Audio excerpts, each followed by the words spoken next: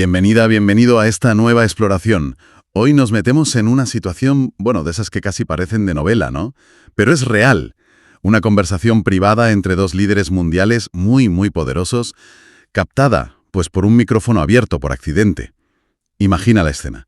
Estamos en Pekín, una parada militar enorme, de estas conmemorativas, en la plaza de Tiananmen. Y ahí, caminando, entre el ruido de las botas, los tanques, todo eso, están Xi Jinping y Vladimir Putin. Y ojo, que también está Kim Jong-un con ellos. Y de repente, un micro capta trozos de lo que hablan. Y el tema, pues eso es lo sorprendente. No era ni estrategia militar, ni economía. No. Estaban hablando, de trasplantes de órganos, de biotecnología. Y de la posibilidad de vivir mucho más, incluso de inmortalidad. Vaya tela. Es fascinante, la verdad, y un poco raro. ¿Qué nos dice esto de estos líderes, que llevan ya décadas en el poder? ¿Y cómo encaja una charla así en medio de ese despliegue de fuerza militar, en el contexto geopolítico actual? Vamos a desgranar un poco los detalles de este descuido y qué puede significar. Desde luego, es un episodio muy llamativo. No todos los días se tiene acceso, aunque sea así por un error y a trozos, a lo que pueden estar pensando figuras como Xi y Putin. Y más en un momento tan cargado de simbolismo. Vamos a analizar eso, las palabras exactas que se pudieron oír, el entorno, claro, esa demostración de fuerza. Y las preguntas que surgen, ¿no? Al oír a líderes tan longevos en sus cargos hablar de longevidad biológica. Pues vamos al grano. El momento clave es ese, en Pekín, durante el desfile por el 80º aniversario del fin de la guerra con Japón. Una fecha, importantísima para China. Mientras Xi y Putin van caminando por la plaza de Tiananmen, que ya de por sí es un sitio emblemático, y con Kim Jong-un al lado, que esa imagen, ver a los tres juntos en público por primera vez, ya era potente en sí misma. Pues ahí es cuando un micro capta algo. Exacto. Y la información, claro, nos llega por las traducciones simultáneas que había. Los intérpretes pasaban del ruso de Putin al mandarín para Xi y del mandarín de Xi al ruso para Putin. La BBC recogió estas traducciones, las pasó al inglés, y así es como sabemos de qué iba la cosa. Y el tema central, como decíamos, la longevidad. Sí. Primero parece que se oye al traductor de Xi diciendo en ruso algo como: antes era raro vivir más de 70 años, y hoy se dice que a los 70 uno es todavía un niño. Bueno, eso es una reflexión bastante habitual, ¿no? Cómo ha cambiado la percepción de la edad, la esperanza de vida. Sí, hasta ahí, normal. Pero entonces, después de un trozo donde no se oye a Putin, su traductor dice en mandarín algo mucho más impactante. Algo así como: con el desarrollo de la biotecnología, o sea, estas tecnologías aplicadas a la biología, medicina regenerativa, ingeniería genética, todo eso, los órganos humanos pueden ser trasplantados continuamente. Continuamente. Sí, y las personas pueden vivir cada vez más jóvenes e incluso alcanzar la inmortalidad. Casi nada. Inmortalidad. Inmortalidad. Es una palabra muy fuerte en ese contexto. Y para rematar, el traductor de Xi añade: las predicciones indican que en este siglo existirá la posibilidad de vivir hasta los 150 años. 150 años. Una cifra súper concreta en medio de una charla que suena a ciencia ficción. Es que es chocante, ¿verdad? La yuxtaposición. Por un lado, el escenario.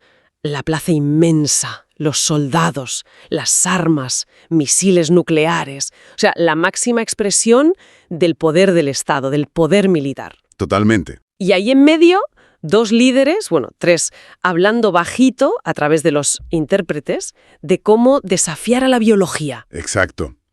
Es casi surrealista.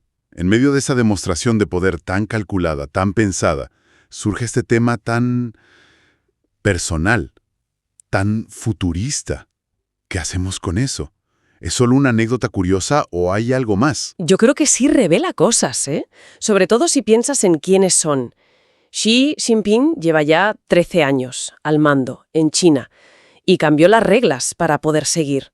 Vladimir Putin, pues lleva un cuarto de siglo dirigiendo Rusia y tampoco parece que tenga intención de irse. Claro. Son hombres con un poder enorme que lo han tenido mucho tiempo y que parece quieren seguir teniéndolo. Entonces, la conversación cambia de color, ¿no? Exacto.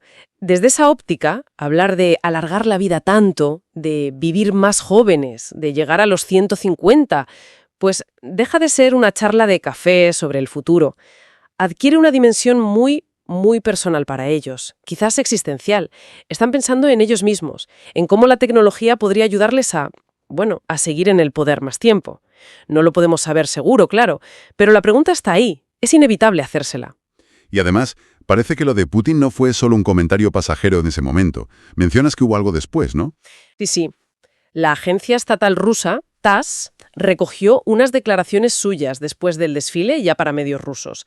Y según TASS, Putin habló de cómo los métodos médicos modernos, los quirúrgicos, mencionó explícitamente el reemplazo de órganos, permitirán alargar la vida activa y aumentar la esperanza de vida de forma significativa. Esto, sugiere que no era una idea loca del momento, sino algo en lo que piensa. Que le ronda la cabeza, vamos. Eso parece. Le da vueltas a esa idea. Volvamos un momento al desfile en sí, porque el contexto, como decías, es fundamental aquí. Xi Jinping no eligió esa fecha por casualidad, el 80 aniversario del fin de la guerra con Japón. Es una fecha con una carga emocional y histórica tremenda en China, ligada al sufrimiento, sí, pero también a la resistencia, al orgullo nacional. Claro, es un símbolo muy potente. Y desde ahí, desde esa plataforma tan cargada de significado, mientras enseñaba un arsenal impresionante, se habló de misiles hipersónicos, nucleares de alcance global. Xi lanzó un mensaje.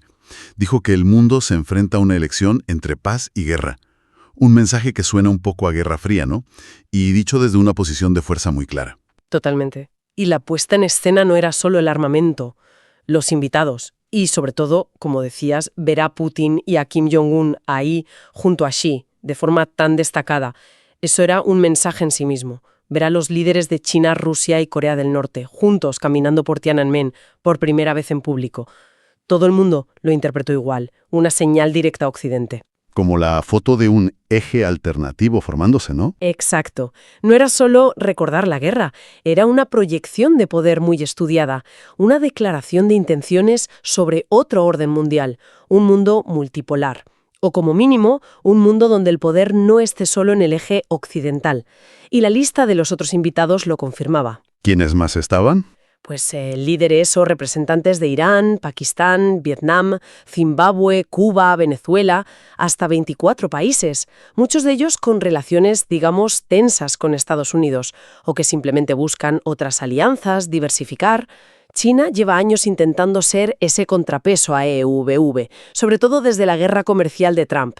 Los aranceles y todo aquello. Eso es. Y esta reunión trilateral, China, Rusia, Corea del Norte, en un acto tan militar y nacionalista, es la culminación de esa estrategia. Es enseñar músculo y alianzas. Clarísimo. Se está escenificando otra geopolítica. Exactamente. Y claro, como era de esperar, esto tuvo reacciones. El expresidente Trump, que siempre está activo en su red social Truth Social, no tardó en decir algo. Acusó directamente a Xi de conspirar contra los Estados Unidos de América, así, tal cual, junto a Putin y Kim Jong-un, y añadió con ese tono suyo irónico que les mandaba sus más cordiales saludos. Vamos, que el mensaje llegó y se entendió en ciertos círculos de EU. Es que lo fascinante, volviendo al principio, es ese contraste tan brutal.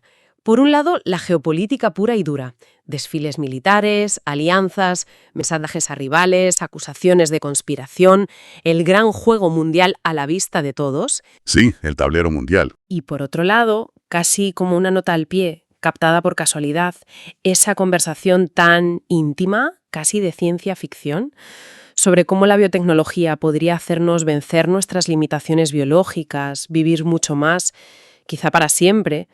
Es una ventana inesperada a lo que puede preocuparles o anhelar en un plano más personal a estos líderes. Es como si hubiera dos niveles funcionando a la vez, ¿no? El nivel de los estados, la estrategia, la historia, y el nivel del individuo, del líder que quizás piensa en su propia muerte y en cómo la tecnología podría cambiar eso. Exacto. Sugiere que sus motivaciones, sus pensamientos, son más complejos de lo que a veces pensamos. No todo es cálculo político o económico. Parece que también hay reflexiones sobre el legado, sobre alargar la propia vida y, por tanto, la propia influencia gracias a la ciencia.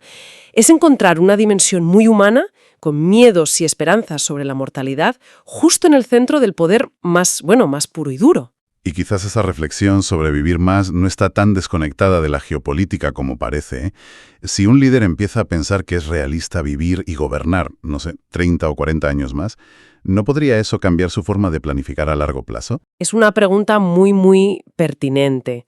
Si tu horizonte personal se alarga tanto, cambia tu percepción del riesgo, tu paciencia estratégica, la idea de construir un legado que dure generaciones. Líderes que ya llevan tanto tiempo y que quizás ven un futuro personal mucho más largo, pues hipotéticamente podrían tomar decisiones con otra perspectiva temporal, muy diferente a la de líderes que dependen de elecciones cada pocos años o que tienen una expectativa de vida más normal. Podrían empezar a pensar en décadas, o incluso en medio siglo. Una misión casi imperial del tiempo. Podría ser, o al revés, ¿eh? Quizás la conciencia de que la tecnología avanza tan rápido les da más urgencia por consolidar el poder ahora, por lograr objetivos antes de que todo cambie. Es difícil saberlo, pero la posibilidad de una vida activa mucho más larga mete una variable nueva y muy potente en la ecuación del liderazgo a largo plazo. Entonces, si tuviéramos que resumir un poco, quedarnos con las claves de este análisis de la charla de Pekín, ¿cuáles serían? Pues primero, yo diría la confirmación de que las grandes preguntas, las existenciales, sobre la vida, la muerte, la tecnología, están ahí, incluso en los círculos más altos del poder. No son solo cosas de filósofos o científicos. Parece que también ocupan a quienes toman decisiones que nos afectan a todos. Cierto. Segundo, esa yuxtaposición tan fuerte, el poder militar, las alianzas y al lado la charla futurista sobre biotecnología. Nos recuerda que los líderes son personas con sus esperanzas y quizás miedos sobre su propia finitud. La dimensión humana del poder. Eso es. Y tercero, el contexto concreto de Xi y Putin. Líderes que llevan décadas, que no tienen intención de irse. Eso le da una relevancia especial a la conversación. Sugiere que en sus cabezas, quizás, la idea de alargar la vida va unida a la idea de alargar el poder. Y nos deja con esa pregunta flotando, ¿verdad? ¿Cómo afecta la idea de una vida mucho más larga, gracias a la tecnología, sean 150 años o lo que sea, a cómo estos líderes ven el mundo, a cómo planifican el futuro, a cómo ejercen ese poder inmenso que tienen? Exacto. Esa es la gran pregunta que hay detrás de la anécdota del micrófono. Más allá del morbo de escuchar algo privado, nos invita a pensar, a reflexionar sobre cómo está cambiando la relación entre poder, tiempo y tecnología en este siglo XXI. Estamos entrando en una era donde la biomedicina podría cambiar no solo la salud, sino la política global. Es una idea potente para seguir dándole vueltas, mucho después de que el ruido del desfile se haya apagado.